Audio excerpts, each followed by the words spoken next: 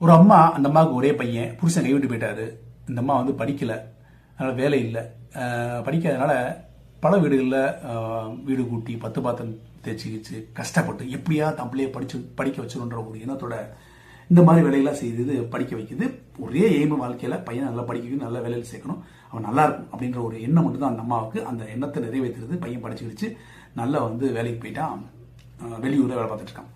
இந்த அம்மா தன்னோட ஊர்லேயே இருக்குது. அந்த பையன் ஊருக்கு வரும்போது அந்த பையன் வந்து கேட்பான், அம்மா நீ பட்ட கஷ்டங்கள் தியாகங்கள் எல்லாம் சின்ன வயசு பார்த்துருக்குறான், அதனால் அதுக்கு எதாவது ஈடு செய்யணும் கட்டாயமா, உனக்கு எதாவது பெருசாக செய்யணுமா, நீ என்ன வேணும் கேளுமான்றான். அந்த அம்மா வந்து மறுத்துருது. ஒவ்வொருத்தரையும் நடக்குது. இந்த மாதிரி ஊருக்கு ஃபெஸ்டிவலுக்கு போகும்போதும் கேட்பான், அந்த அம்மா மறுத்துரும். ஒரு தடவை அந்த பையன் நினைக்கிறான், இந்த தடவை அம்மாவுக்கு எதாவது செய்யாமல் போகக்கூடாதுன்னு அந்த அம்மாட்ட, எம்மா நீ எதாவது கேட்டாகணும், கொடுத்தாகணும், செஞ்சாகணும், இல்லைன்னா நான் ஊருக்கே போக மாட்டேன் அப்படின்னு அடம்பிடிக்கிறான்.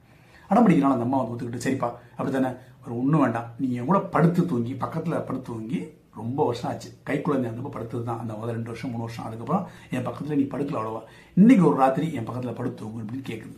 ஏன்னா இவ்வளோதான் ஆசை அப்படின்றாங்க, இவ்வளோதான் என்னோட ஆசை அந்த அம்மா சொல்லுது. சொன்னவனே சரிமான வந்துட்டு அந்த பையனை பக்கத்தில் படுத்து தூங்குறான். ராத்திரி 2 படுத்து தூங்குறாங்க. தூங்கி இருக்கும்போது கொஞ்சம் நேரம் கழிச்சு அந்த அம்மா முடிச்சு ஒரு கப்பில் தண்ணி எடுத்து அந்த பையனோட ட்ரெஸ் மேலே ரைட் சைடு வலது பக்கம் வந்து கொஞ்சம் ஊற்றி விட்டு தண்ணியை சைடில் நனையுது. என்ன அந்த பையன் திருப்பி லெஃப்ட் சைடில் படுக்கிறாங்க, தண்ணி ஊற்றிட்டு லெஃப்ட் சைடில் தண்ணி ஊற்றுது அந்த அம்மா. திருப்பி லெஃப்ட் சைடில் நினைஞ்சோடனே திருப்பி ரொம்ப சென்டராக படுத்துக்கலாம். சென்டராக வந்து சென்டரில் தண்ணி ஊற்றுது அந்த அம்மா. அந்த பையன் கடுப்பாயிடலாம்.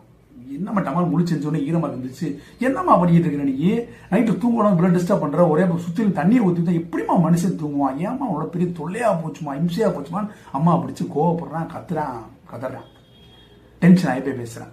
அந்த அம்மா பொறுமையாக பார்த்துட்டு இருந்துச்சு. ராஜா, நீ பிறந்து 2 வயசு வரைக்கும் இதே மாதிரி தான் பண்ணுவேன்.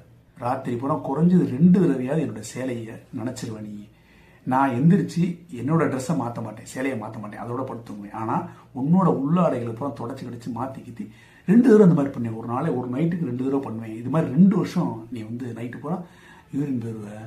நான் கோவப்பட்டதே இல்லை. ஒரு ராத்திரி உன் மேலே அந்த தண்ணி படுறதுக்கு இவ்வளோ டென்ஷனாக அம்மா மேலே இவ்வளோ கோவப்படுற நீ.